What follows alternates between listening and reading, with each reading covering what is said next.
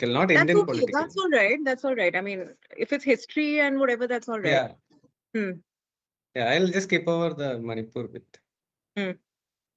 Okay. So, ठीक है. So we'll start now.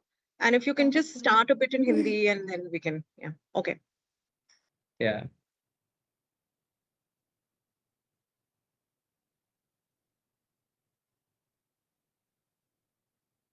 We start now.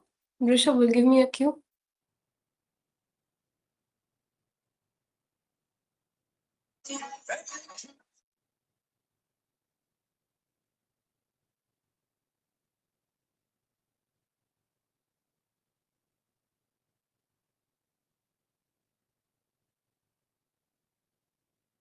Shall we start, ma'am?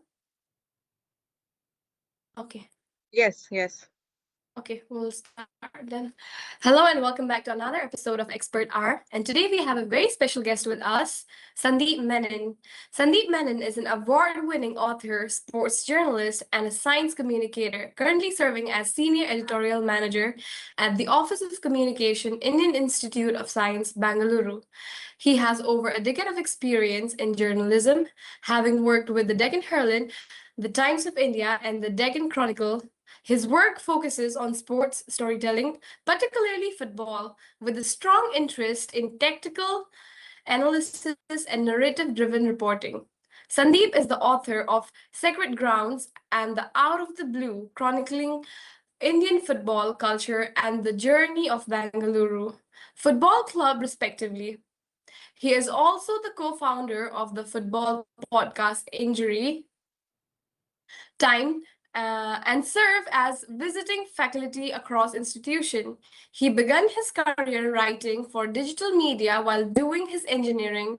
He then tried his hands at broadcast production as an intern with Sony Picture Network for the IPL coverage before finding his calling in the written media space.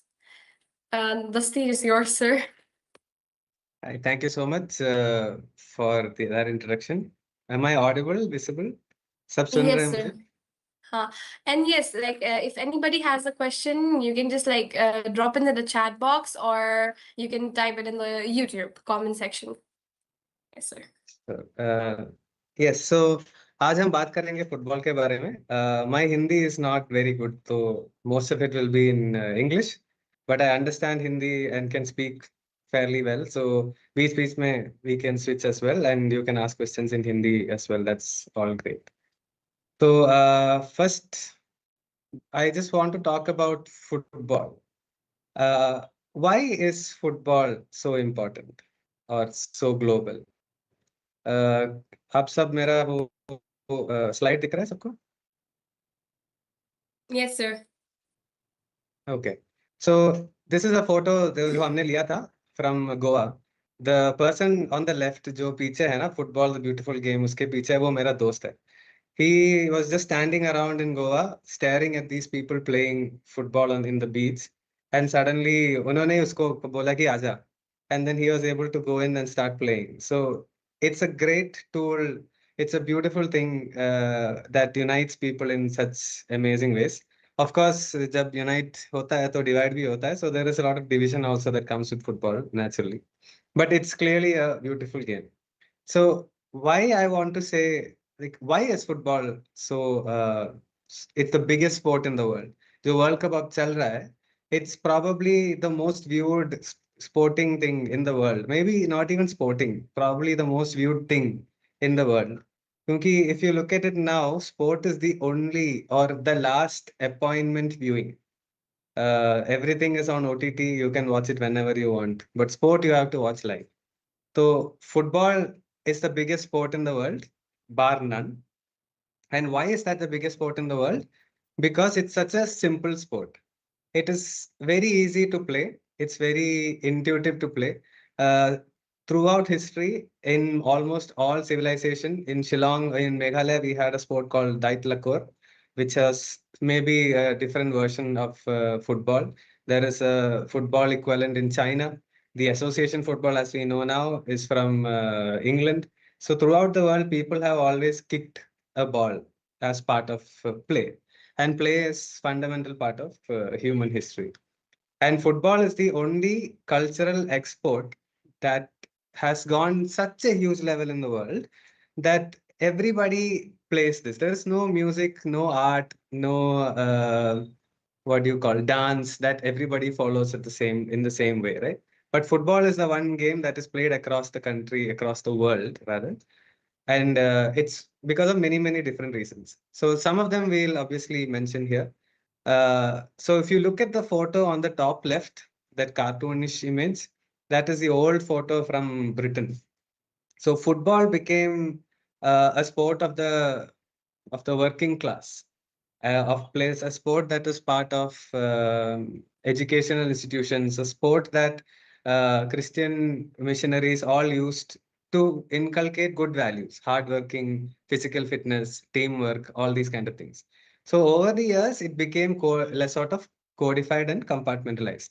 So beginning where they used to play for their local team, sometimes they played for their factories. Because of industrial revolution, a lot of factories had come up. So they would represent their factories, they would represent the school, their college, their area, their district, their state, and then their nation. It's easy to find something to unite yourself with a badge and a color of a shirt. So India, we wear blue color.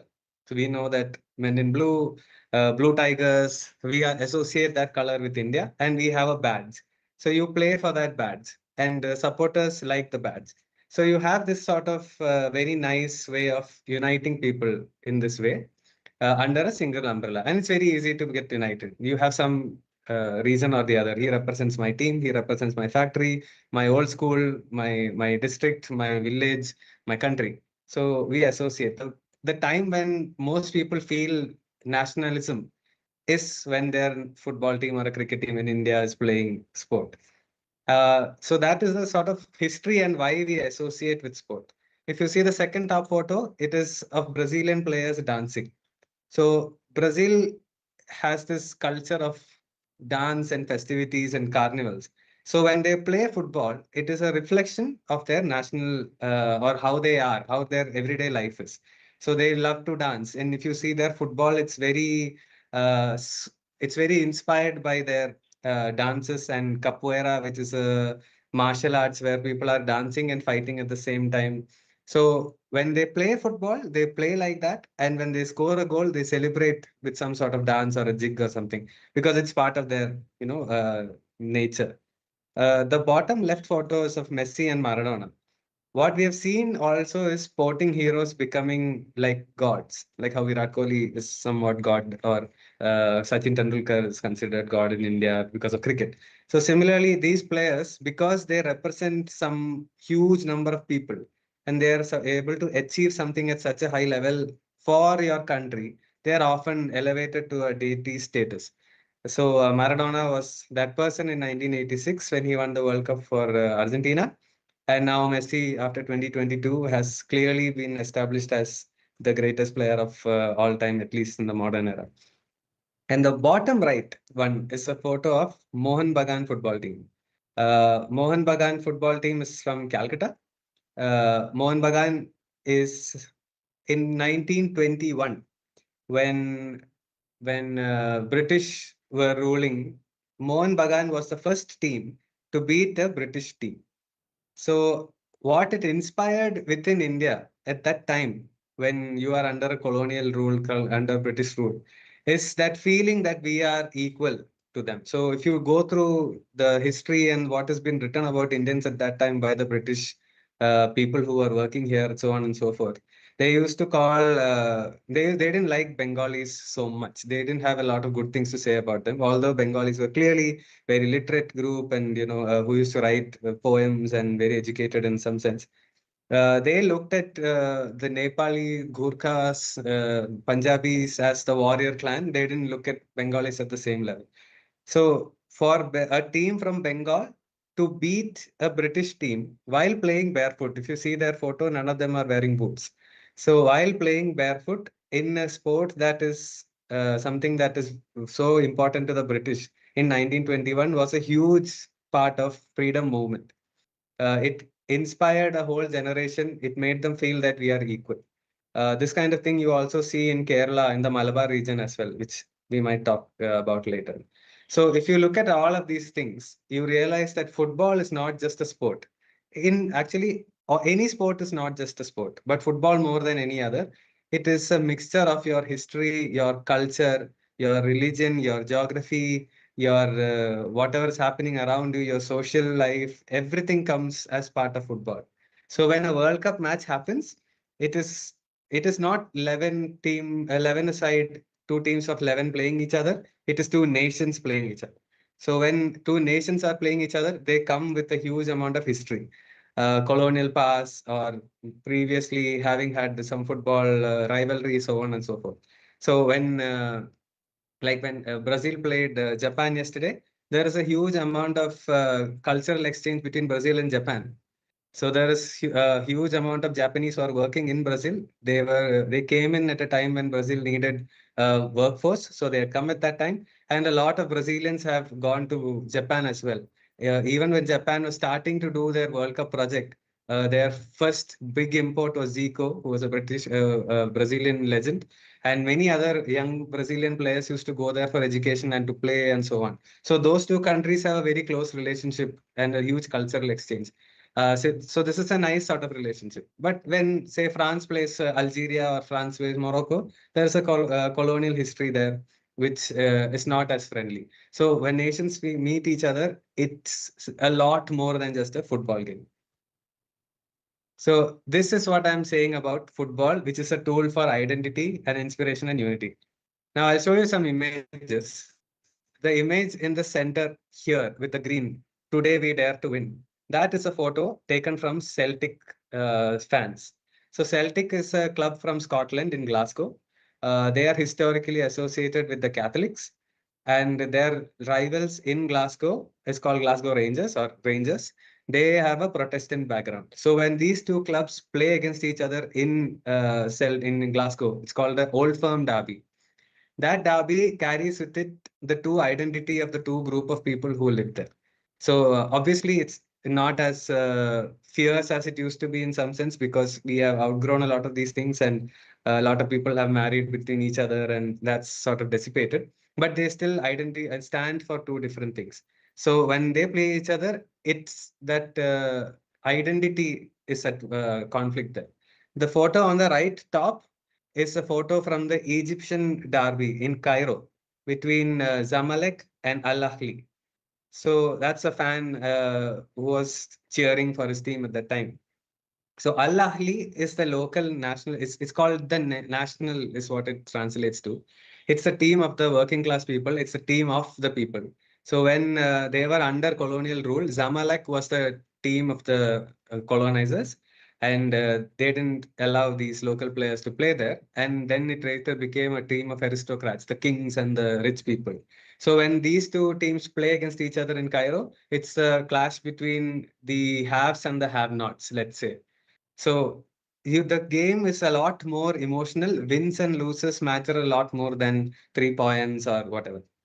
The photo at the bottom right, that's the photo between East Bengal and Mohun Bagan in Calcutta. Mohun Bagan, whose identity comes from the Bengalis who were living in Calcutta at the time when there was migration coming from, I mean, for a long time, that was the identity. And East Bengal, a lot of this is now in Bangladesh. When the migration happened from Bangladesh to India, to Calcutta or West Bengal, those players identified with East Bengal.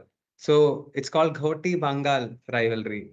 So these are the identity that is at clash when these two teams play at each other. This rivalry is considered one of the top 5 rivalries in the world. You would think India has no football culture because we don't play in the national team, etc. Sorry, World Cups and all. But it is absolutely false. We have a lot of culture here. It's just not harvested well. We can talk about that later. This is so important to the city of Calcutta in general, that when one team wins, so when East Bengal wins, the price of the fish called hilsa, which is a freshwater fish that is found on that side, that goes up. And when Mohan Bagan wins, the price of prawns goes up. So just the victory is not only socially impactful, it is also impactful at a level of local economics. So that is the level of rivalry that they have. I think Zamalek and Al Ahly also has a rivalry like this. Like one of the fans don't drink milk in the run up to that derby because the other team is wearing white. So it has that kind of influence to the people. The black and white photo below, it's a very interesting story. That is the Algerian national team that played at a time when Algeria themselves was struggling for independence with the French. So basically, this team who were playing, a lot of them were playing football in France. They defected from France and started playing for a unofficial Algerian national team as a way to sort of represent as a national symbol.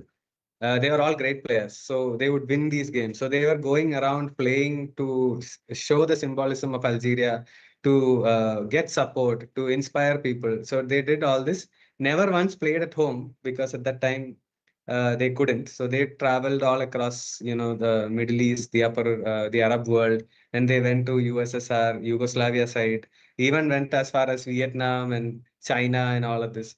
So they played over 100 games in I think 3 4 years. And when the independence did happen, they were considered as a big symbol for the sacrifice that they made for their career, where they could have earned a lot of money. Some of them were picked to go for the World Cup also to represent France. They gave all that up so that they could fight for independence.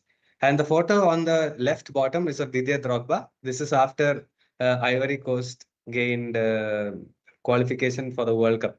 So I'm just going to play a small video of Drogba. So after winning the qualification for the World Cup, at a time when Ivory Coast was having civil war and problems within the country, Drogba then went on national television from the dressing room and asked them to stop fighting and to start doing elections and so that we can go forward. And because after this, they actually went and he went to both sides of the civil war, spoke to them, and they held elections and they were able to move towards independence. So this is the video that he made.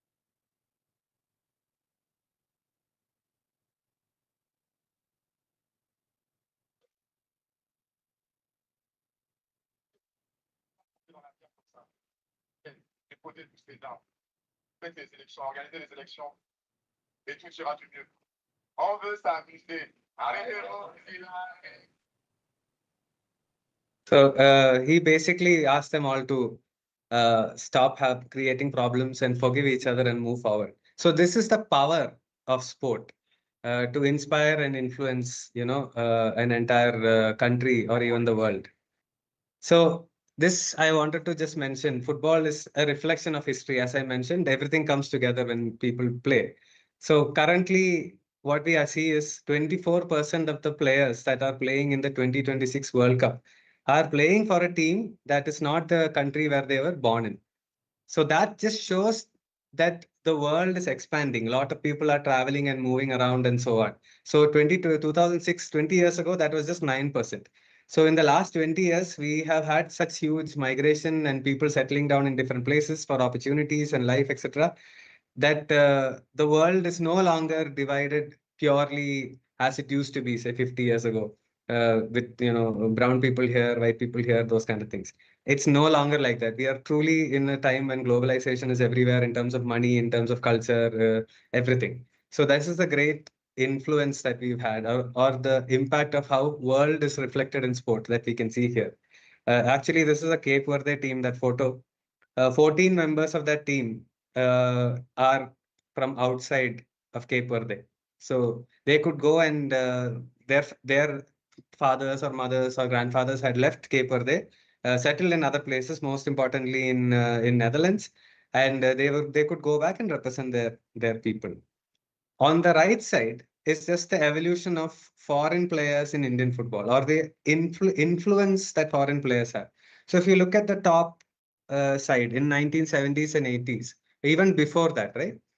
Post independence. In the beginning, the people who came to India were from our neighboring states. It was Bangladesh and Pakistan and Sri Lanka. Some came from Iran. Um and that is who shaped our early football. It shaped us in our own players were the big part of it, but the foreigner influence from these kind of places. And a lot of them also came to study. So Jamshid Nasiri, Majid Ali, and all these people came from Iran to study in India, which was a thing that they used to do.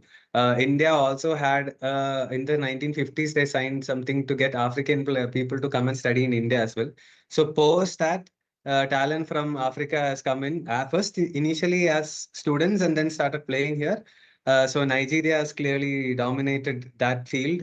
So from late 90s to 2010s, the African players have come from Ghana, from Nigeria, from Cameroon, from all these countries. They have come here and influenced our football in a very good way.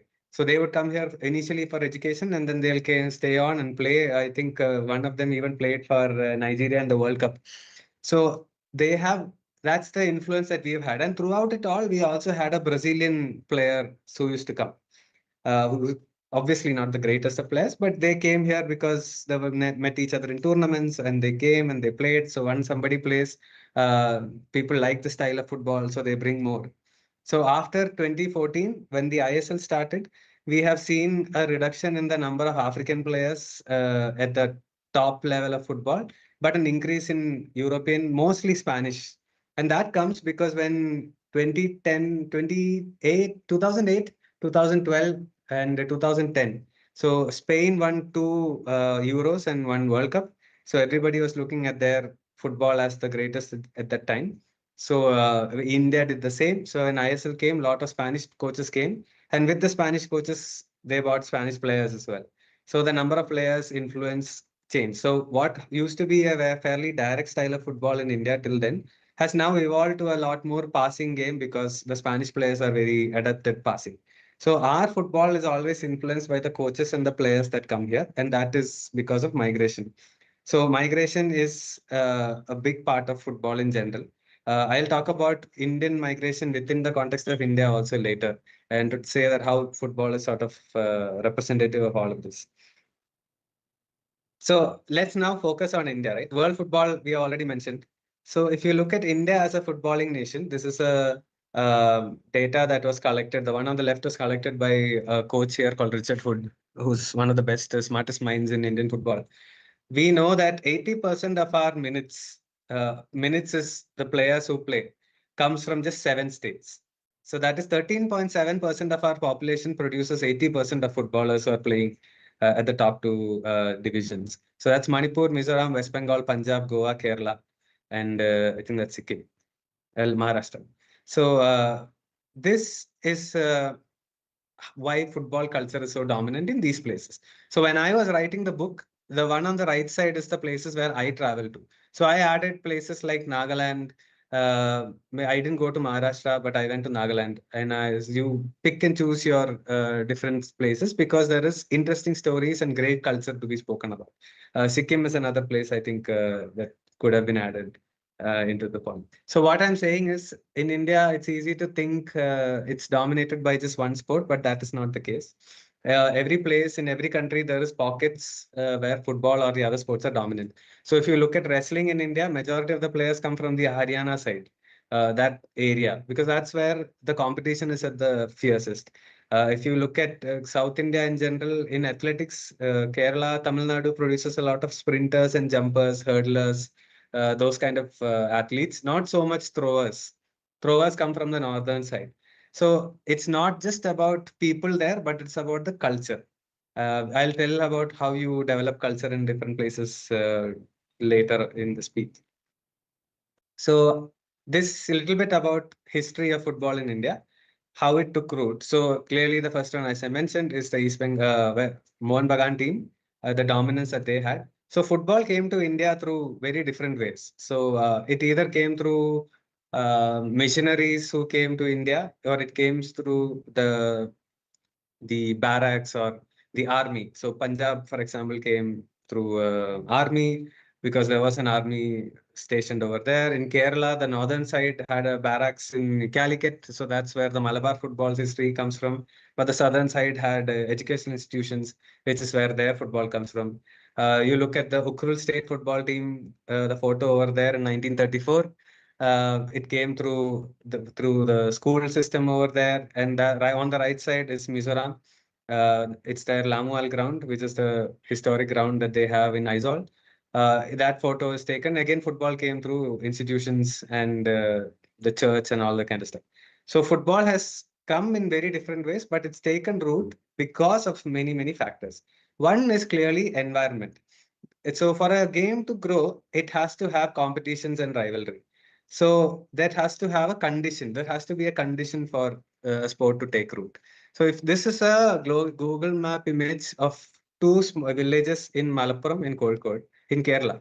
So you can see on the top side there is a place called Terattammal, and below there is a river in between, and then there is Arikode. So for a long time, there was no bridge. So the people from Aricot and Theratamil used to have a huge rivalry because it's like a sibling rivalry. It's like any other derby that you see, Madrid derby, two teams in Madrid, or two teams from Manchester, two teams from London. So it's the same thing. Two teams from the same locality, when they play against each other, they want to beat each other. Basically, they are separated by a river, Chaliar River, and that was a huge competition. So when football came here, there was a pre-existing feeling of, oh, people across, let's play the people across the river, and we'll see if we can beat them. And if you get beaten, it sort of increases the rivalry. So for a long time, these two played against each other, and this region has produced over 50 players. I mean, a lot of them went on to play for the national team. Many of them got jobs. Many of them played in the leagues, etc. Over the course of it started even before independence. So that environment, this sort of environment is not available everywhere. So if you go to Chennai, for example, the northern part of Chennai is where the footballers come from. A lot of footballers come from that side because it's not football is generally in not in found that successful in affluent regions. Football is the sport of the people. So the northern part of Chennai and the southern part of Chennai has an economic disparity because of colonialization. It was white town and black town and all, as the British said it.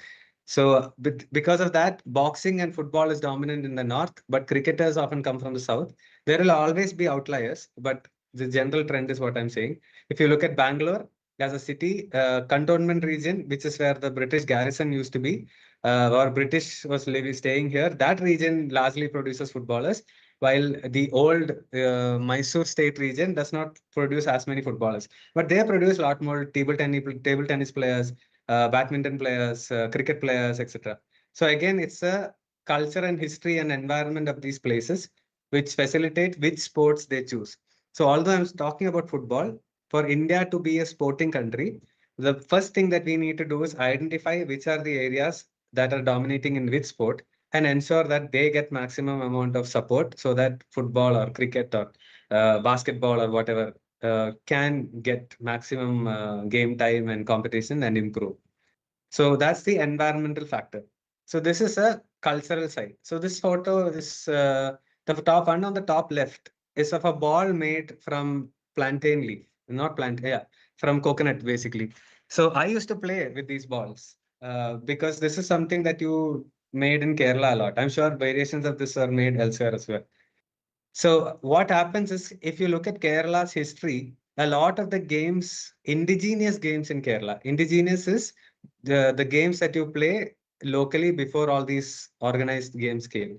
So they were played with just a ball, or they were, running and jumping, those kind of games.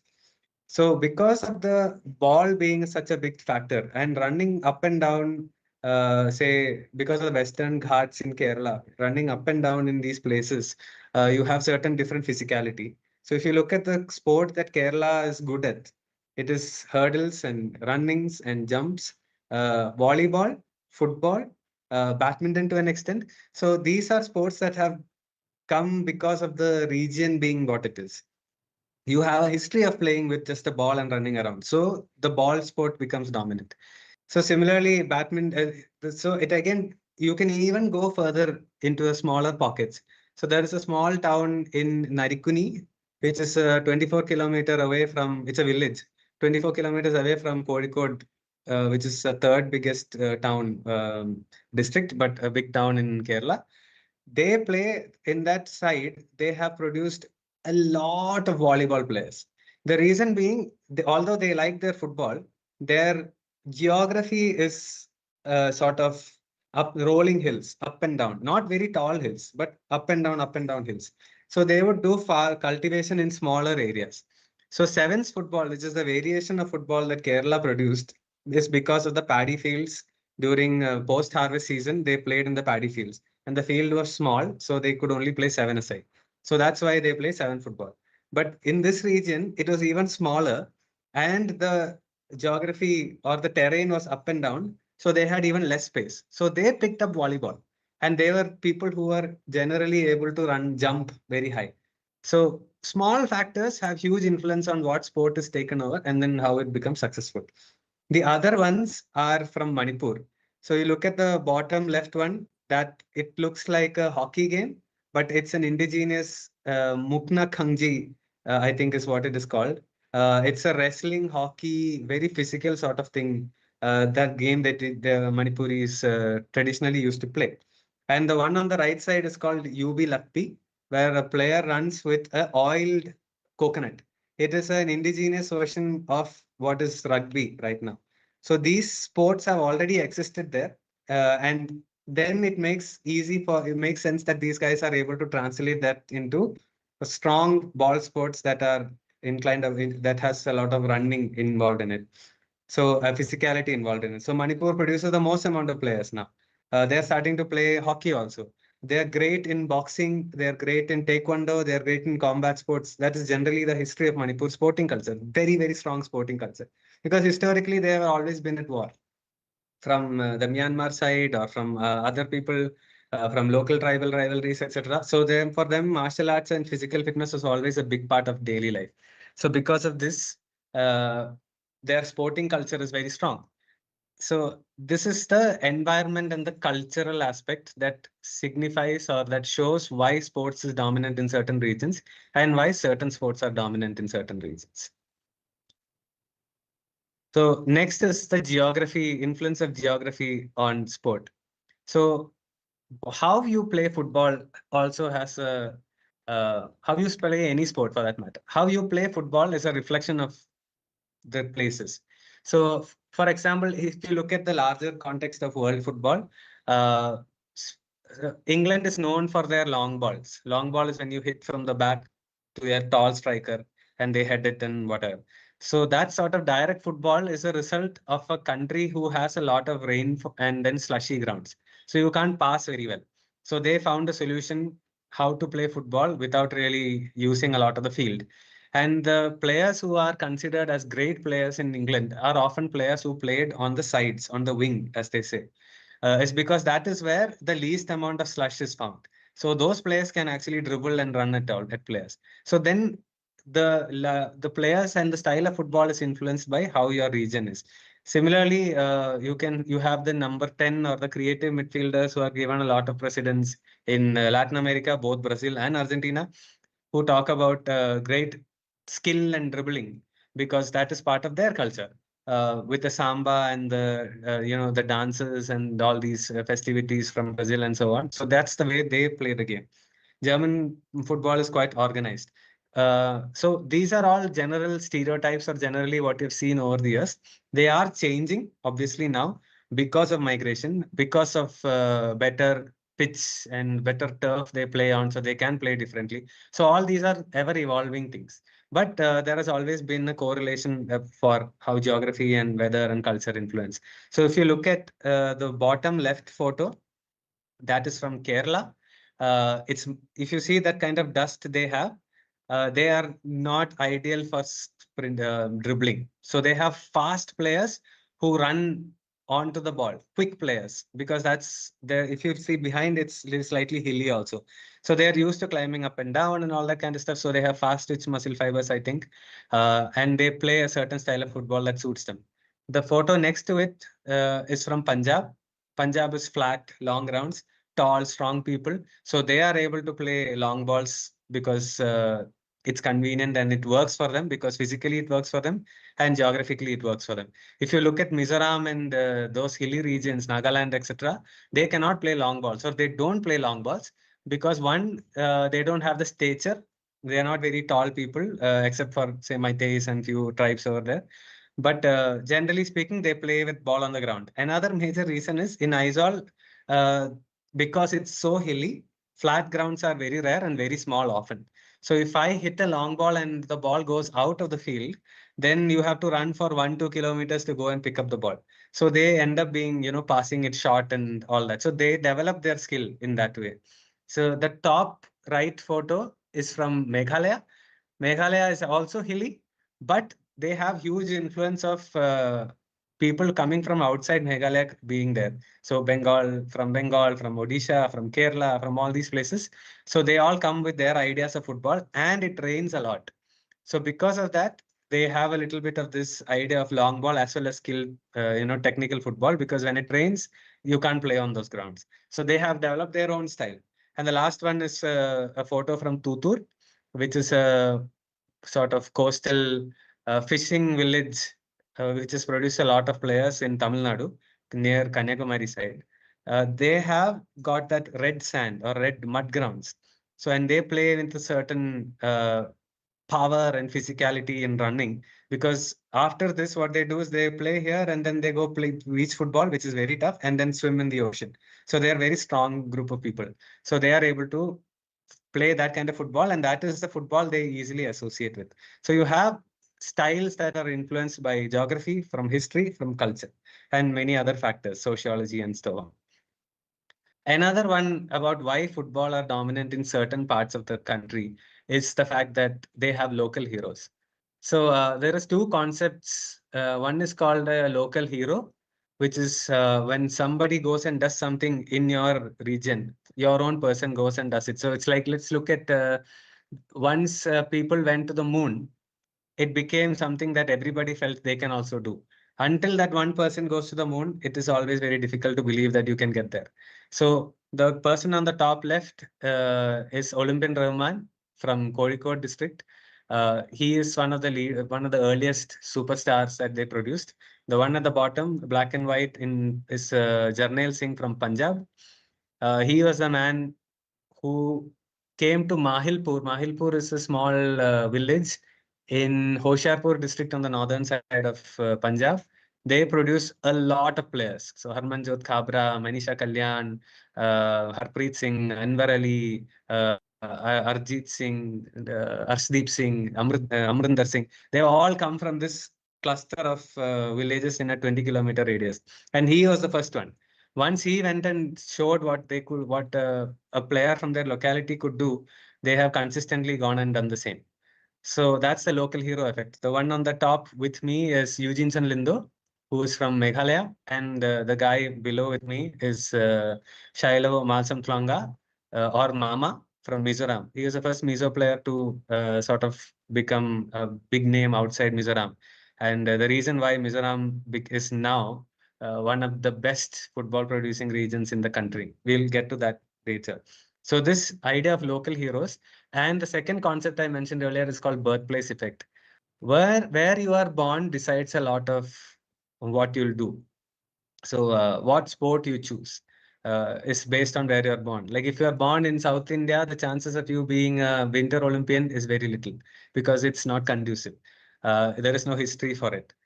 Geographically, it's not possible. So that way, it has a huge influence on uh, where you're born, on what you do later on. So you also find a lot of, say, army personnel coming from Punjab and Nepal, that side.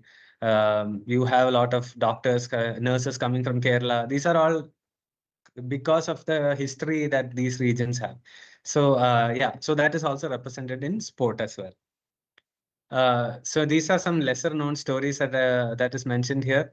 So the person on the top left is a Naga hero called Dr. Talimaran Ao, first independent Indian captain. And he is one of the reasons why Nagaland football is so dominant. It was so, like, popular there. Although in the larger scheme of things in Indian national level, Nagaland footballers haven't done well, but the passion in Nagaland for football is very, very high. The other person next to him is Kiran Kongsai, who's the first player from Manipur to go and play for the national team in the 1990s, early 90s. And subsequently, if you see, once he went and did what he did, the entire Manipur region has been producing crazy amount of footballers. Uh, so the bottom photo is Jawaharlal Nehru shaking hands with Appa Rao. Appa Rao was a footballer from Kakinada in Andhra. And just to go back, so the Shiloh Masam Tulunga, when he came out of Mizoram, nobody had gone and done what he had done. So once he did it, the next generation of players realized, oh, they could also do it. So once they all did it, that unbroken line started to come from Mizoram. So you just need that one person to break through and inspire a whole lot of generation after. So this is another one. Is there an Indian style of football as a vehicle for representation? So when Mama went and started winning, so I don't know if you guys know the history of Mizoram. Mizoram had a famine in the 1950s called Motam, when all the bamboos flowered and the rats came in and ate everything. So they were having a famine. And as a fallout for that, there was a huge movement for Mizo independence and self-determination, etc. So in Mizoram is the only place in India where Indian government is actually bombed. Aizawl was bombed from the flight from a plane. Actually, it must be in the 1960s, I think. So until 1986, where they signed the Mizoram Peace Accords, it was not a very peaceful place. So when Mama came out and started playing for India, it broke something in that suddenly Mizoram felt part of India because one of their own is starting to play. And because of Mama, now Mizoram is a major part of India, not just in football. A lot of people are traveling and there's a lot of cultural exchange that is happening, etc. So that is the importance of representation. The bottom right is actually a video of a player from North Chennai called Nagesha. So Nagesha was so dominant and so famous and carried so much pride of being from this part of Chennai that they produced a song called for a song. It's called Ghana song. That's a type of song. It's a local version of a song, like how you have Brazil has a site of type of song, or these regional variation. So this song they produced about Nagesha. So I'll just play it. தமிழகத்தில் சிறந்த வீரமாக தமிழ் காலங்கோ அவர் அருமையாக கணக்கு பண்ணி ஆணி அடிப்பார் பாருங்கோ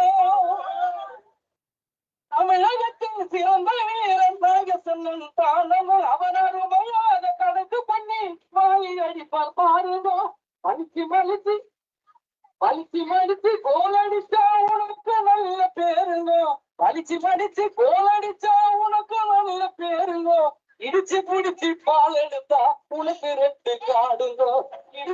So basically, he's singing about how to play a beautiful game in the right way and that how amazing Nagesha was.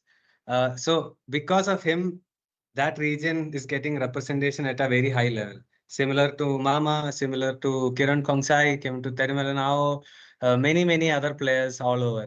And this can be from a state level, from a region level, from a district level, etc., etc. So football is a great vehicle to show people, look, we are also here, and to carry that pride for the whole locality also. So it's more than just a sport, is what I'm saying. And now they often say football or any sport should not be mixed with religion. That is, or politics for that matter. That is not true. This is a photo from Punjab. So they play a tournament and in a school under the aegis and the support of the local Gurudwara. The politicians come, give trophies in Kerala, in Bangalore, in Northeast, all these regions. Politicians take an active role in conducting local tournaments and being part of football, being part of whatever sport is possible. And as well, if you go to Goa, uh, there is also a large number of players who their village tournament is played on the feast day of the local church. So every church, based on whoever is the one that they are worshipping over there, patron saint of the church, have different feast days. So they have a football tournament with the final happening often on the feast day of that taluka or locality, etc. So these are nothing happens in a vacuum. Sports, arts, culture, music, anything and everything. Nothing is happens in a vacuum. Everything has some connection to each other. Now you should not look at it as a bad thing or a good thing. It is just a thing in general. So a lot of people think when politics and religion become part of football or sport, it's bad or it's good or whatever. It's neither of these things, and it can be both these things. Important thing is to understand that nothing happens in a vacuum. So here is a photo. What the leftmost photo is is the father from the local church and a policeman awarding something to a player who was playing in Tutur. Even the one on top of that is the same from the same tournament. So you see a bunch of these local local churches, fathers and patrons sitting there at the dais watching the game because it's part the Tutur tournament is between different villages and each village is represented has a church that is part of it. So they all play under the different names. Uh, the one on the right and the person that I am standing with, that's a fascinating story in Nagaland. So again, I don't know if you guys know the history. Just to recap, Nagaland also had an independent movement that had been going on, maybe still going on at a very low level, for a very long time. So it led to a lot of insurgency issues and so on. The people in Nagaland found it very difficult to live normal lives. So Dr. Vati Iyer, who is the person here, he had a huge amount of negotiations with these different factions of the insurgency groups to try and solve the matter. So what he found in multiple meetings is that it was very difficult for these people to trust each other. And as frustrated by these multiple meetings going nowhere, he said one time, just let's just take a break and we'll just go to the park and play some football. And through playing that football match, friendly game at that time, slowly he saw that everybody started becoming more friendly because the people who refused to speak to each other were suddenly asking each other for ball, were high-fiving each other when somebody scored a goal. And he realized that that's a great way to thaw the ice, so to speak, to break the and to increase the trust and so on. So through football, they were able to break that issue in the beginning, and then they played a couple of reconciliation football games in Kohima and in Dimapur, where the insurgency team played against the local cultural Naga Ho-Hos and many other cultural organizations. They played a friendly game to as a reconciliation thing in 2008, and since then it has been a huge move towards normalcy and things getting better and so on and so forth.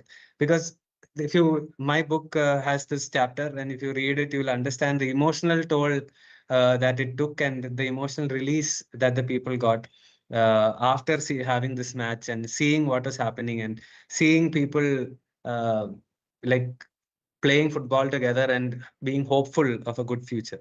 So it's all connected, and football or any other sport can be a great tool to unite people as well. Again, some connections here. I showed the Mohan Bagan East Bengal one. The big ground at the bottom is Goa. That is a football tournament that I went to, the final. So the church is right behind where the photo is taken, and the ground is right next to it. So it was the local team playing in the final that day. The people that are there. So the top left one, his name is, he's the sports minister, I think, now in Mizoram. He was Tate Hamar. Tate Hamar was a football secretary, association secretary. And then he did such a good job that they asked him to run for elections and he won.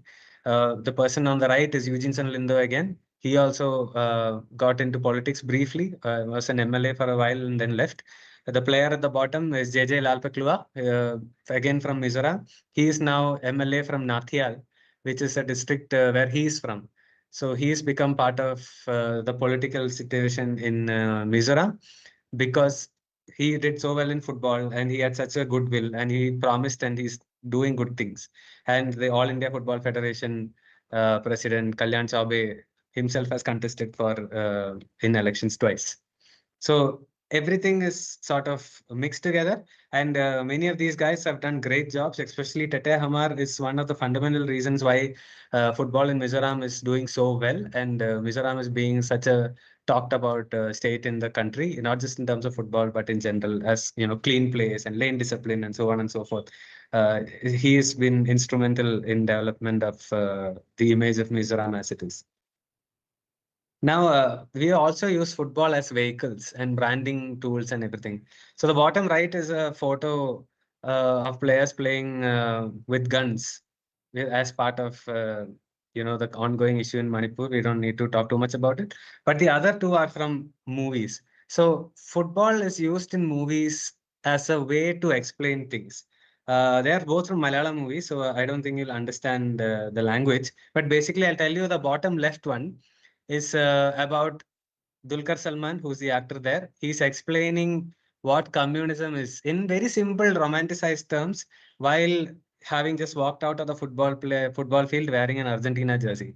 So the setting is set up in such a way that this is a natural conversation, but you can clearly see the relationship between football and politics in Kerala.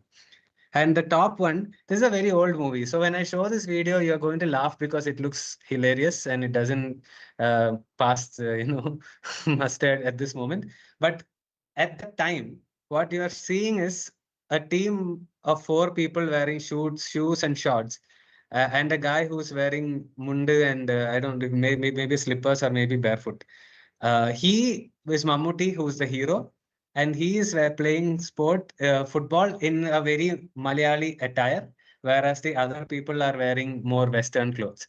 And this could have been a fight scene where the hero obviously beats the villains, but rather than doing that, just by him playing football and beating these four, people, he has shown the heroism and also about how he is still, such a rooted in the local Kerala style, and he's still beating these people. So I'll play the video. It's funny, but it's the fundamental story that is being, or the narrative that is being told here.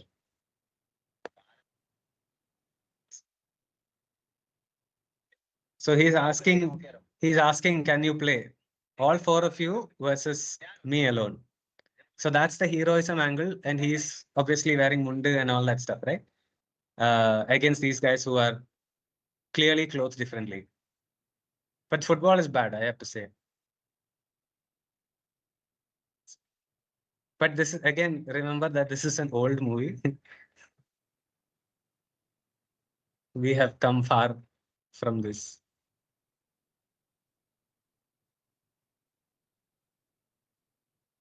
The music also makes it a little funny, I have to say.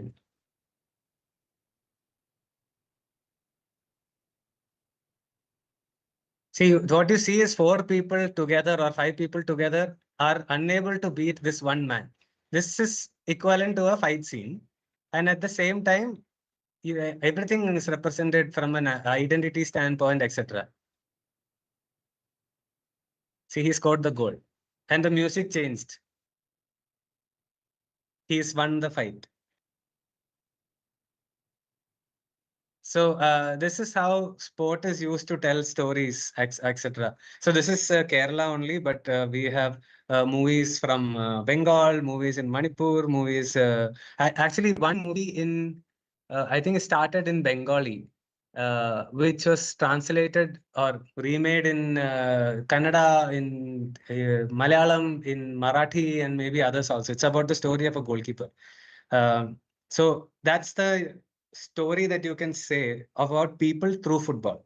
Many examples are there. I was just giving you some whatever I had suddenly thought of.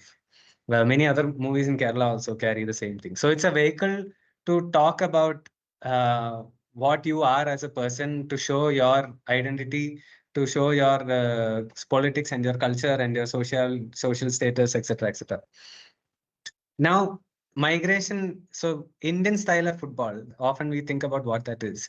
And migration in India, within India, has also been a big reason for this, workforce also. So T. Shanmugam, who is on the left side here, is in the center, he is from Karnataka. Yeah, I think he's a Tamilian from Karnataka who went to Goa, had a long time as a coach in Goa. Along with him, there was Joseph Ratnam also, same from Bangalore, who went to Goa. Those two people have had a huge influence on how Goa played its football. So Goa used to play a very Portuguese style, which is a lot more power and flair, and then shoot from distances and so on. But these two coaches, when there, I think one was there for 20 years, and another was there for 17, 18 years. So in that time, they changed a lot about how Goa plays football, short passing style football. So Bangalore has a style of football which is short passing style, because they used to play barefoot against booted British people, and the British, they didn't want to get kicked. So one of the solution they found is pass short and pass quickly to get not get kicked. And these two carried that into Goa and influenced how Goa plays its football. And this is how Goa has evolved. Because these two are long-standing coaches, the players they trained then became the next generation of coaches and carried on that style. So Arman Colosso is one of them. Flavio Madeira is one of them. Derek Pereira, so many other coaches who have won national leagues and so on have come from their teachings or tutelage. The player on the right, or the photo on the right, is E. Sugumaran is the person on the left. So what has happened here is E. Sugumaran went and saw players from Tutur. As I mentioned, Tutur is in Kanyakumari district. It's really far away from Chennai, which is the capital of Tamil Nadu, but quite close to, it's a border state, or border region rather, to Kerala. So a lot of these people used to go and play football in Kerala or try to look for work in Kerala. And also people in Tirunduram region knew of this place, but in Chennai, not as much. But Sugumaran is the first person or the first coach who took the players from this region to Chennai, and then they all started doing well. So what was initially this region was mostly people doing fishing and so on. But because Sugumaran took them there, they found jobs. They started getting, education for free because they were playing for their, different places and different institutions. So then suddenly they realized football is a great way to get out of this region and get into good jobs and good places, and then, make good money. So now, if you look at it, a lot of the people in Tutur have gone on to have very good education. And it started somewhat influenced by football in the 1990s. So we all look at sport as a win-lose situation where you have to win everything, but you can also look at it as a way to get yourself to the next level. A lot of people who are struggling can use sport as an avenue to go to the next financial economic level, or they can learn, how to play and improve their fitness level. A lot of these places, Mizoram, particularly Goa, all of them use football to allow students or kids to stay away from social evils. Don't drink, don't smoke, play football, develop, physically you'll be better. Camaraderie, friendship, and all part of this. You learn how to win, but more importantly, you learn how to lose. And you learn how to not have great emotional highs or lows when these things happen, to be at an even keel, to improve your ability to come back when you are down. All these things are part of sport. So it's important that we realize that it's not just about winning and losing at the highest level. It is also about moving up and down in the social skills, in the ladder, in your life as well, to open up opportunities. Impact of Calcutta football, it's the same thing. All five of these Panchabandavas, who were the great top five players in the 1950s for East Bengal, that was very dominant. All five of them are from South India, and they've gone there and influenced Calcutta football tremendously. There are many others also who have done that. Panchabandavas are clearly the standout. As we wind down, this is, I have mentioned earlier about Mizoram's national acceptance. This is a quote from what I was able to get from a person in Mizoram. And he's saying a feeling of alienation was always there. It still is, especially among the elders. They are a generation who fought for independence. We always feel we are different from mainland Indians. Those days, they wanted to play against India. In the 50s and the 1970s, they fought against India. Now their sons and grandsons or local boys are playing for India. So they have also started cheering for India. So football has done a lot. So that's what I mentioned when you say just by these kids going and playing for the national team, you are able to identify a lot more. It's a great tool for representation. It's a great tool for inclusion, to feel part of a country or feel part of a collective. So football specifically football is really, really useful for this. But generally, any sport, once you start doing well, is important. So I just want to end based on the book that I wrote about sacred grounds. These are some of the stories you'll find, but there is a lot more details and so on. So I wanted to say why I wrote about it as sacred grounds. The book that does not go through the top level of football. It goes through the local football that you play, etc. This is the ground that I grew up playing in. It's next to my house. It's a school ground, as you can see. That's a school. That's a public school in maybe 10 minutes walk from my house. So how we started playing here is we went here to play when the school was out, and we are not allowed to go in because of whatever reasons, policy and whatnot. So we went to the headmaster of the school, asked him permission to play football once the school is shut, in the evenings and weekends and so on. So weekends our seniors were anyway playing, but evenings we wanted to play. So what we did is we struck a deal with the headmaster that we will water the plants for you on every evening before the game. We will water all the plants, and then in return we play football, and we will water the plants during the weekend also when nobody's here.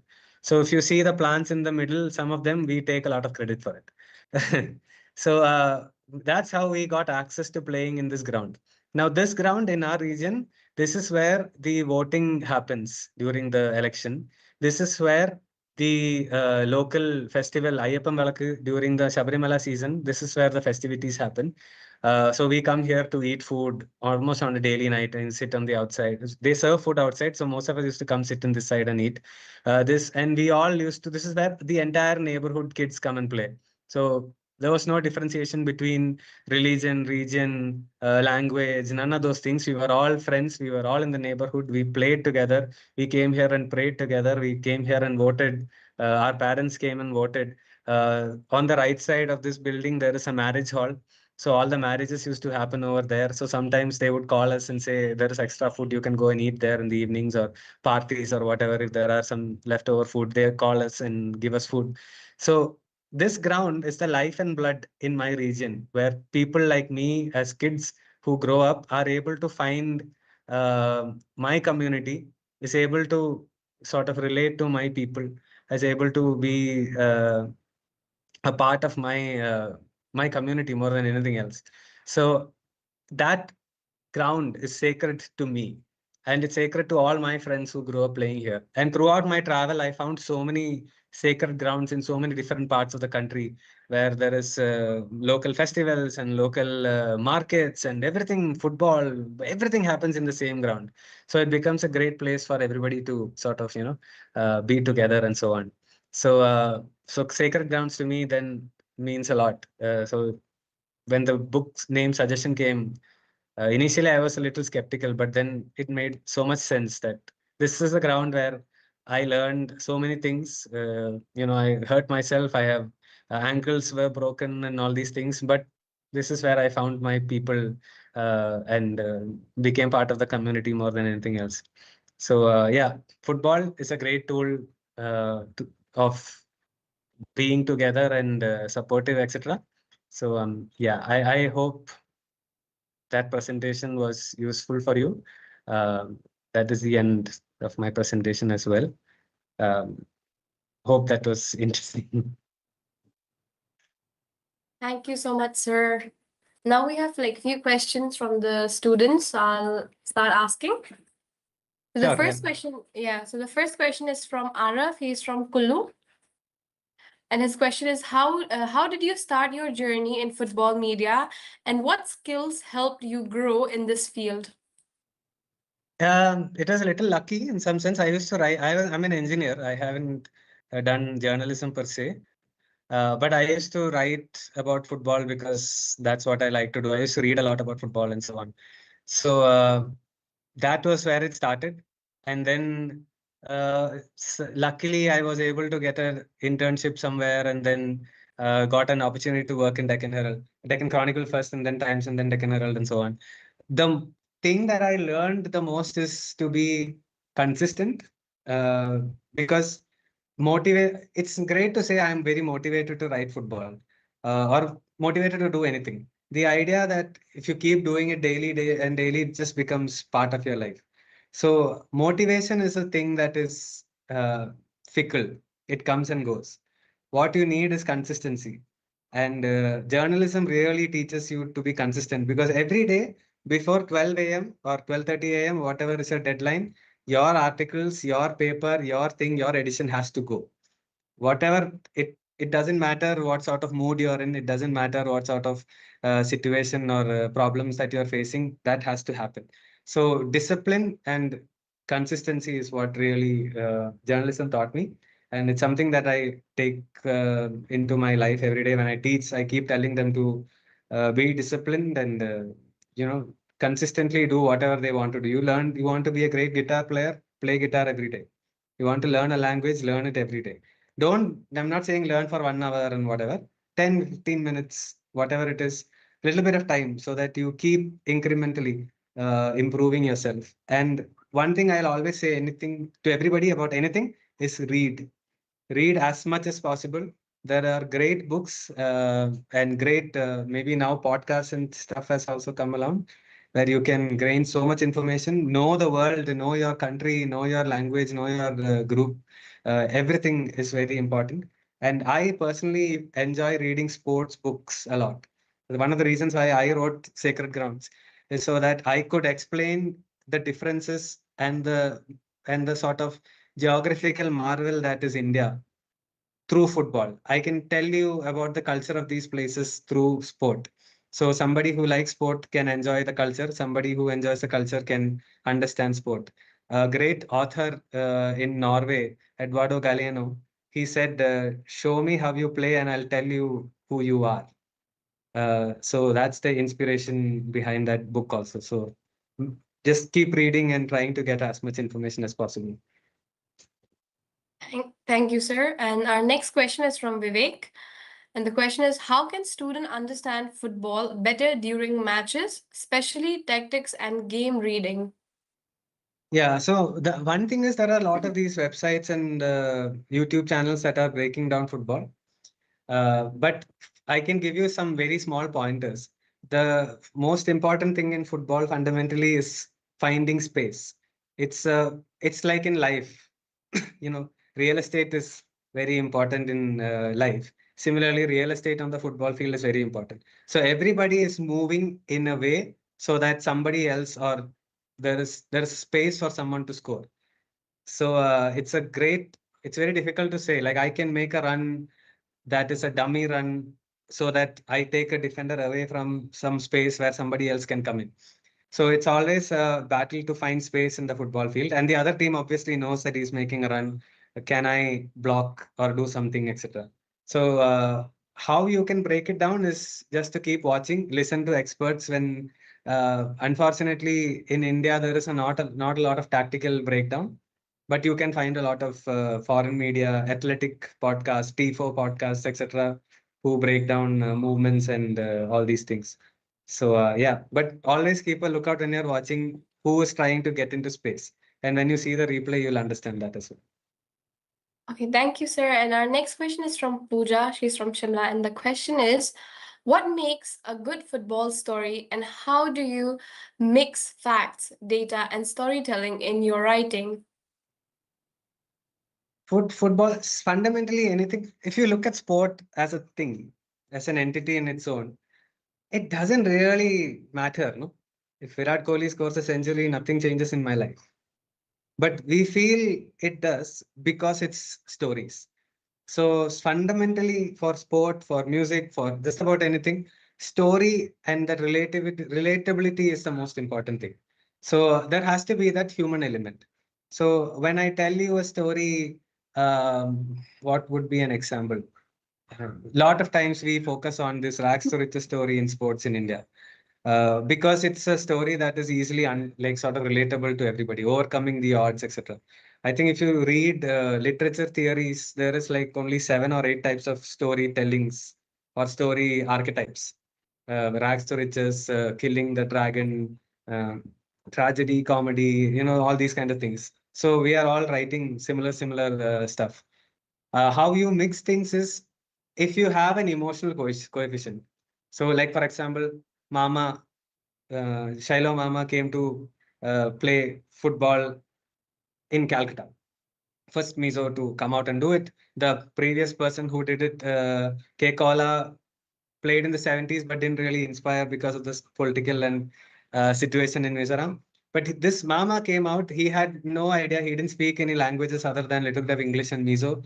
But he came in with this unbelievable uh, desire to prove that he can belong here. And he went to the top club right off the bat. And he didn't want to go to a smaller club and work his way up. He went and challenged himself. And when he first got the salary, I think it was a lakh and 20 or 1 lakh or whatever salary, he didn't know what to do with the check. So he kept it inside the Bible until somebody told him, go and cash it. So that's the emotional side. But then there's a factual side. He's coming from Lunglai in Mizoram. Where is Mizoram? Who knew about Mizoram at that time? The things that he had to overcome. Yeah, facts are which year did he get into Tata Football Academy? How many goals did he score? When he came into East Bengal, how many games before he started establishing himself? How many goals? How many assists? These are the facts. When did he play for the national team? When did he become a star player? These are all the facts of it. So you use facts to inform the audience about achievements, and then you use emotions to tell the story. So think of it as masala that you're adding in your food. The food is your facts. The masala is the story that you're adding. Thank you, sir. And our last question is from Isha. And the question is, though football is played worldwide, why is it still not as popular in India as compared to the other countries? See, that's an interesting question because that's something that everybody is asking now because of the World Cup. So it's a complicated answer. Football is extremely popular in India. You can see just from the World Cup that is happening, number of people who are watching and all that kind of stuff. Football is very, very popular. You could even argue it's probably the most played sport because corporates and older people and kids and all of them go and play, on turfs, in local grounds, in corporate tournaments, in local tournaments, in actual football thing, in neighborhood places. So football has a very high amount of people who are active in it. But the issue that we face when it comes to competitive success is that our system and structures are not good. First of all, there is age fraud where somebody who's 15, 16 is playing in under 13 division. What happens is when I'm a 13-year-old and I'm playing against someone who's physically so far ahead of me, because development as a child is very different, is that I am unable to beat them on physicality. So the people who have done this, they will keep climbing higher and higher. But then when it comes to around 20 years old, 18, 19, 20, where everybody is sort of physically developed, whatever advantage that you had in your youth system, you don't have it anymore. So suddenly now you have to rely on your skill. But the problem is you didn't focus on your skill because your physicality was so much better. So if they're in the meantime, if an original 13-year-old playing against them, that person, what often happens is they sort of get, oh, I can't break into this, it's way too difficult for me, and they leave. But if they stick on, they have to find solutions. If football or sports is always about finding solutions. You are faster than me. How do I find a solution to beat you in my competition with you? You are a defender. I am a striker. You are stronger than me. What do I do? If you're stronger and faster than me, I have to be technically and tactically better than you. So there was a test done for ice hockey players in Canada. So the players in under 15 level or under 13 level who were born in December were significantly less developed than players who were born in January. It's just a matter of 1 year. So these players in January were dominating in the age group. But what they found is once it became 18, 19, the players born in the second half of the world of the year started doing better because they didn't have physicality to depend on. So they had to find solution technically, tactically. So we have to first of all curb age fraud in India. That's something that coaches in the youth division has to do because youth football or youth sport is not about winning and losing. It is about development. Winning and losing happens at the highest level. There you allow people to play, you allow kids to have fun, you allow kids to develop motor skills and learn, and all these other things that sports are involved in. And then the other major issue is lack of game time. So Ranady Singh, former captain and played for India for many years, he was telling me a story about how in under 17 or under 18 he played against Japan, and India lost 2-1 when he was playing with them. So it was a tough, close match. 7 years later, they played World Cup qualifier, and India lost 7-1. Because what happens is in Japan and all these developed places, people are always playing. So you have to, the way you develop is you train, then you play, and then you recover. This has to be repeated. Train, play, recover, train, play, recover. So in Japan, a kid under 12, under 14, I'm taking Japan because they are an Asian side. It's easier for us to make, they were similar to us in the maybe in the 80s and so on. In Japan, they play 48 games per year, every child, on an average. In India, we play around 28 or 32. So let's assume they have a difference of 15 games per year. So from say 12 to 18, in 5 years, that is multiplied by 5. So they play around 115 games, let's say 130 games more than a player in India. And that's that many more repetitions. This is why I said consistency is the most important thing. It's not about being able to do something well once. It's about being able to do something without thinking consistently. Every day you do repeat, repeat, repeat, repeat, then it becomes sort of second nature. So in our development, these are not things that federation doesn't know or coaches don't know and anything, but our structures do not reward the right things. Youth coaches are rewarded for winning stuff. That should not be the case. The best coaches in all sports has to be at the youth level. If you look at Sachin Tendulkar, he still talks about Achrekar sir as the coach that helped him play badminton. He was a coach for Sachin as a kid. So that's the development bit. That is where you need to get your best coaches. And then you need to give them opportunity to play. More and more, less than 10% of everybody playing in youth level will make it to a professional level. So you need to give them structures where if I play football, I get an education, then I can't make it as a footballer. I need to get a job or get an education which can then get me a job, or something has to be done. These are there in name, but it's not enforced properly. Again, none of this is rocket science. None of this is difficult to understand. It's just our association and federation, whatever, they just don't want to do it. And every 4 years, there is this huge hoopla about why India is not able to do this. And in 11 Messis, from a billion, you can't find one Messi and all these kind of things. Population is not very important. Croatia has 4 million people, they are in the World Cup. Portugal has 6 million people, they are in the World Cup. Cape Verde has 500,000 people, diaspora players, so slightly different. Population is not the point, competition is the point. Even in India, if you look at Manipur produces a lot of players because there is a lot of competition in Manipur. Everybody in Manipur wants to be a footballer. So they're competing very hard, and only the cream of the crop will come to the top. So Montevideo in Uruguay produces a large number of players, far more than many other places. Paris in France, because the competition there is fierce. And for you to stand out, you have to be really good players. So even if you don't make it at the international level, maybe you will make it at the state level, club level, something, something, something. So we need to have all of these sorted out. Again, none of this is very difficult, or I'm not saying something new. People are just not doing it. Thank you, sir. And I would like to call Anuradha ma'am now if she has any questions. Yes, thank you, Shivangi, and thank you, Sandeep. Sandeep, I have one question. Since the World Cup is going on, so just, who's your favorite player in the World Cup that you're following? And in India too, do you have a favorite football player in India? Oh, it's a tough. Favorite player in general in the World Cup is Messi, because I'm an Argentina supporter. But having said that, I always want to see non-European teams do very well. So Asian teams doing well, African teams doing well, Latin American teams doing well is very important. So I was very happy that Morocco won today. I was a little upset that Japan lost yesterday, but at least it's Brazil who had beaten them. So I want to see these teams do well. But Messi is the best player. But my favorite player growing up was Zidane and Fernando Torres, though. But yeah, Messi is unbelievable. From an Indian standpoint, it's very difficult because I've been a journalist. It's difficult to uh, not look at them as fans because you're looking at them with a little objectivity, right?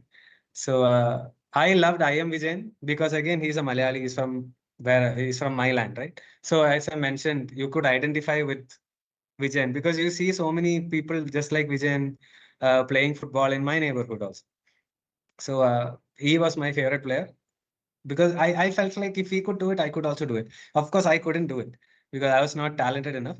But he gave me that hope and inspiration. Him and Jopal Anjeri also were around the same time, and P. Pradeep, many others from Kerala. Uh, there, Eugene San Lindo, who I mentioned earlier from Meghalaya, is also someone because Eugene San came late into football. He went, studied, and did engineering, and didn't really like his engineering thing, so he left. And then by the time he reached professional football properly, he was over 25.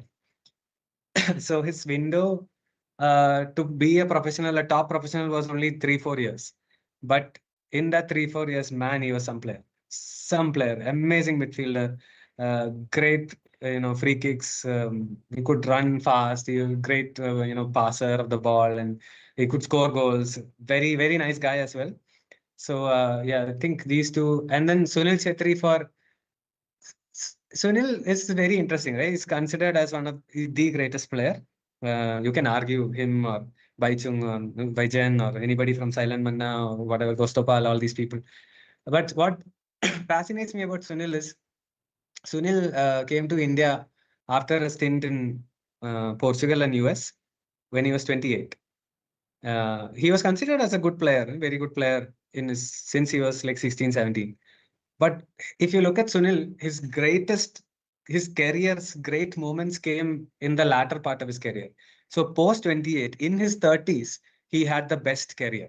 He had his peaks in 30. And that is purely Sunil understanding the importance of discipline, which is sports science, eating the right thing, sleeping in the right way, not, doing whatever, eating crap food or going and drinking and partying and all these kind of things. He made a conscious decision. Of course, the environment was conducive when he came to Bangalore FC. Well, you can read about it in my book about Bangalore FC also. But Sunil himself, his book will come, I think, maybe in a few years. They are working on it. But he transformed himself into a player to such a level that in his 30s, where footballers wind down, he had his best years. So for a youngster looking to be someone, Sunil Chetri is that person. He is talented, but he's extremely hardworking. And that is why he's playing at 40, 42, whatever age he is now. So you don't need to look at Ronaldo and all these players. You have a Sunil Chetri and a Virat Kohli and these people right here who are doing their best performances in their 30s and extending their careers purely because of their discipline. Yeah, that's fantastic. Thank you so much, Sandeep. It's like you've delivered a complete masterclass for us.